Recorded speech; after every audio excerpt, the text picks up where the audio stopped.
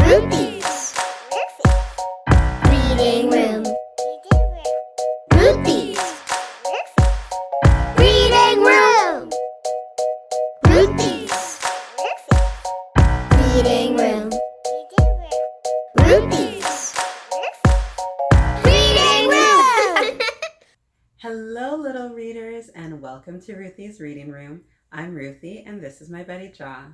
We're going to share a story with you today, and it's super special because we're still in September, and we're still doing our hashtag BLM feature month. I want you to be ready for this story. So I'll give you a moment to go get your stuffy, go get your blankie, go get a friend, a brother, a sister, a mommy, a daddy, go get whoever you'd like to read with, and come on back. All right, I see my friends are coming back, and I'm so looking forward to this story. So let's ask the question, what is it? Which book is coming off the shelf next? Let's find out. Joey and Grandpa Johnson's Day in Rondo. This book was written by Dr. Artika R. Tyner and illustrations by Broderick Poole. Look at this. What do you think this story is all about? Grandpa Johnson. So, about a grandfather and a grandson? Probably. Do any of you love hanging out with your granddad? Or papa? Or granddaddy? What do you call your granddad? And you love spending time with him, don't you? Do you get to do all the fun stuff? Does he teach you a lot of things? Maybe take you fishing? Maybe play basketball? Or maybe he just likes to read with you. Whatever you do with your granddad, let's find out about this book. So let's make sure we're ready to listen. Let's put our listening ears on and put our hands in our lap. And to be sure we're all ready, I'm going to use, let's use the binoculars. Just help me to see everybody clearly. Wow, look at all the smiling faces. Hi. Oh, hi, Jeffrey. Thank you for joining us today. Oh, that's great. Oh, look, Andrea, you have your granddad. Oh, this was a perfect story to listen to. Okay. Well, I see everybody is ready for our story time, and I'm so happy to share this book with you. It's so special to share stories when the author has sent me a special copy for me to share, just like Dr. Tyner did. And I have her Miss Freedom Fighter right here, ready to go as well. Okay, you're going to stay on her shoulder. Prologue. People of African descent, African Americans, Black people, have lived and worked in Minnesota for over 200 years, since the early 1800s, before it became a state.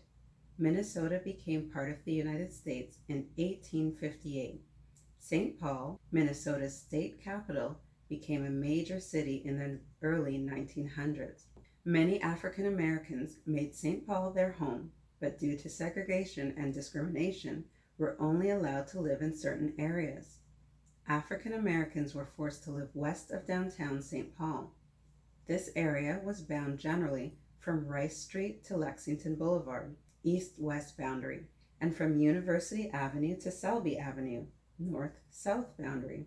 This nearly 2-square-mile area was informally known as the Rondo neighborhood due to Rondo Avenue being the main street for business and commerce in the middle of this community.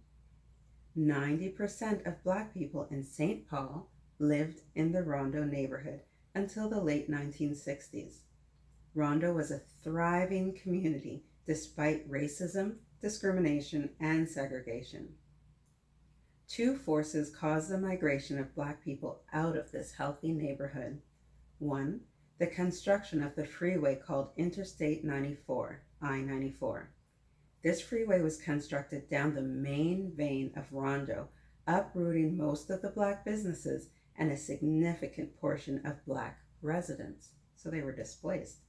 And two, fair housing laws were passed in Minnesota and Washington, D.C., allowing African Americans to live wherever they wanted, making housing discrimination against the law.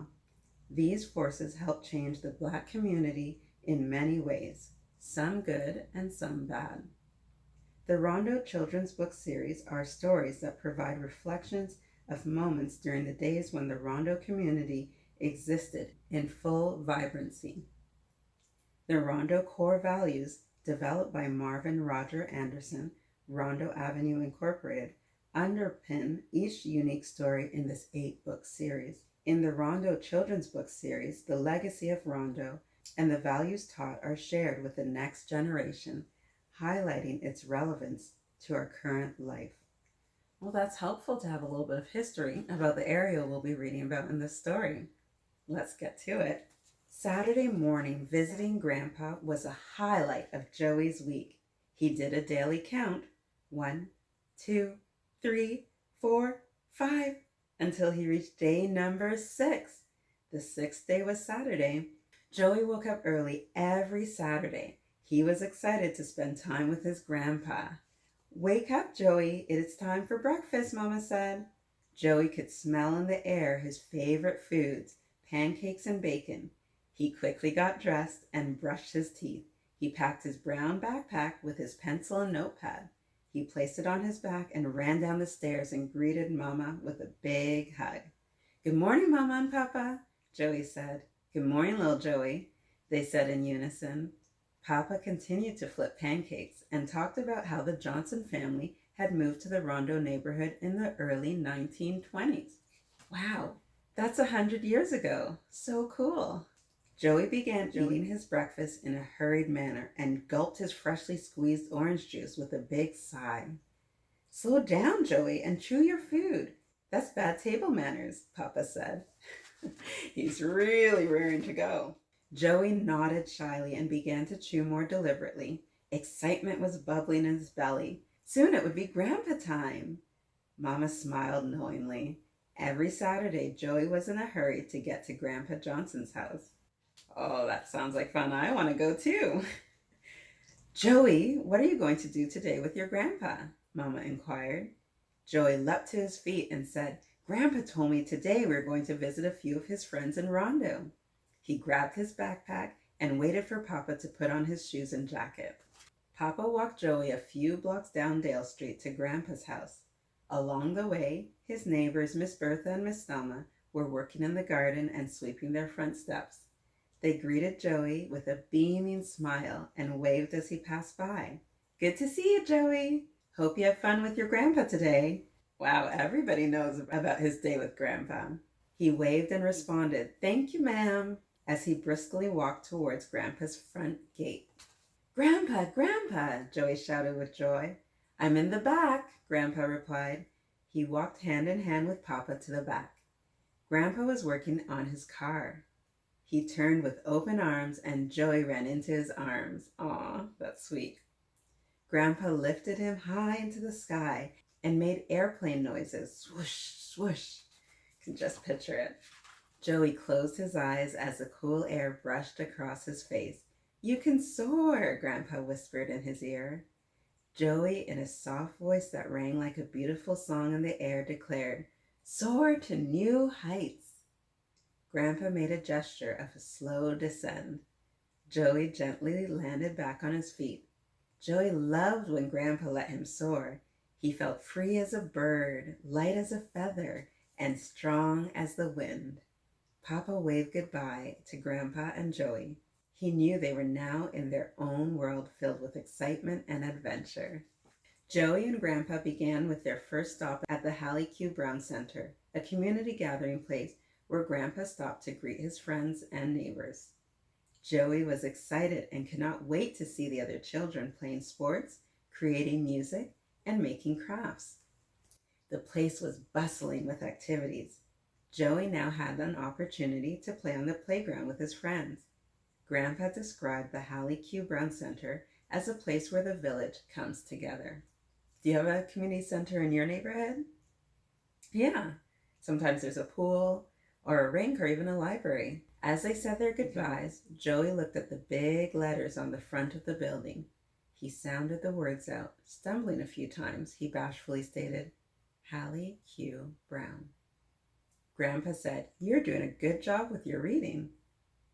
Joey beamed with confidence. However, Joey began to ponder, "Who is Miss Hallie?"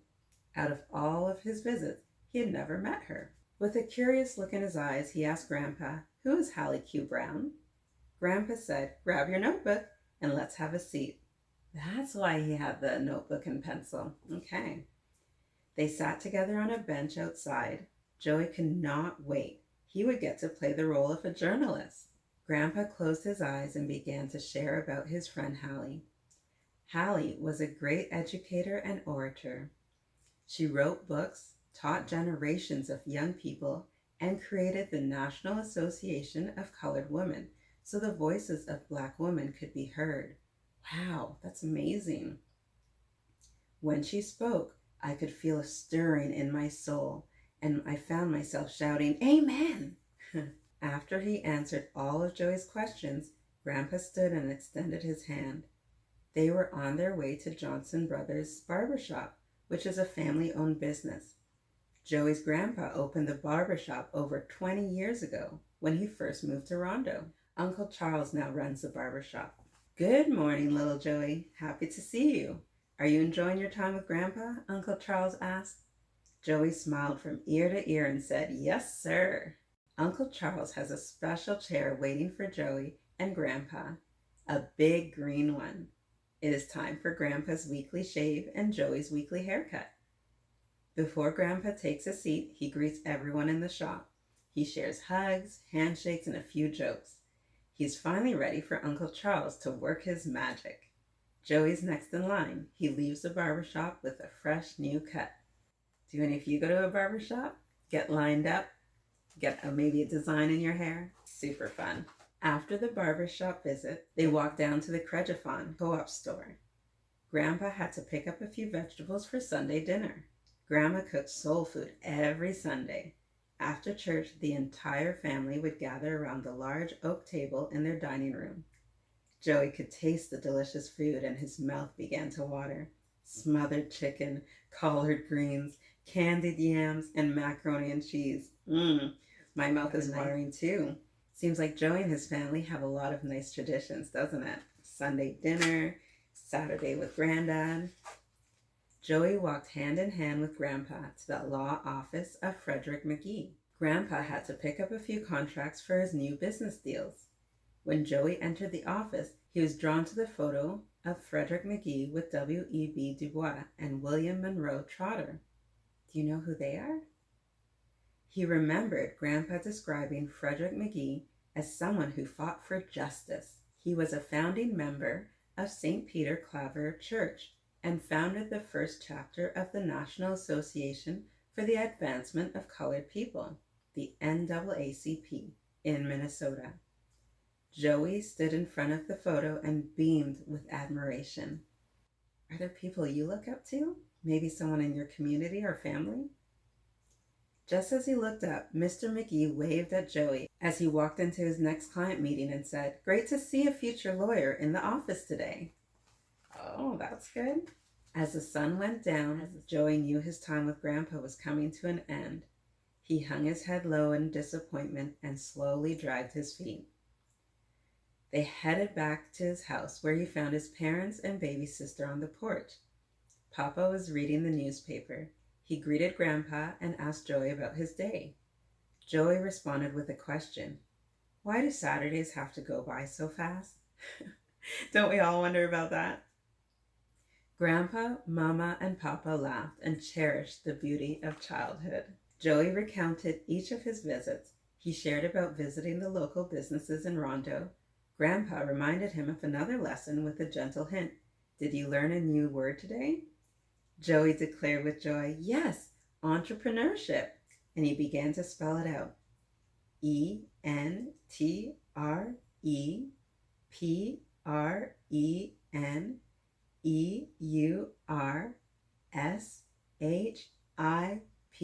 Whoa, good job, Joey. Joey continued, it means creating business opportunities in your community. I want to be an entrepreneur one day, just like you, Grandpa. I'll open my own restaurant since I love cooking soul food with Grandma, and I want to open a law firm just like Frederick McGee. I can create jobs in the community and help fight for justice.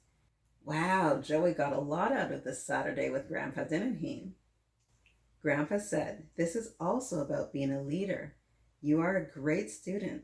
Leaders are learners, so you are well on your way to becoming an entrepreneur." He handed Joey a special package. Joey opened it and found a bundle of new books to read. Right idea, reading, reading, reading. Grandpa waved goodbye, and Joey began counting the days until he would spend time with Grandpa. 1, 2, 3, 4, 5, 6. And it'd be Saturday again. The end. Wow, that was a book filled with great information. We get so much information from the books that we read, don't we? And that's why I love that you join me each and every story time, so that we can find out what's new and what new lessons we can learn. So don't forget to read the description below. In there you'll find the link so you can order your own copy of this book and read along with me next time you watch this video. And remember, the best place to read is wherever you are with a book.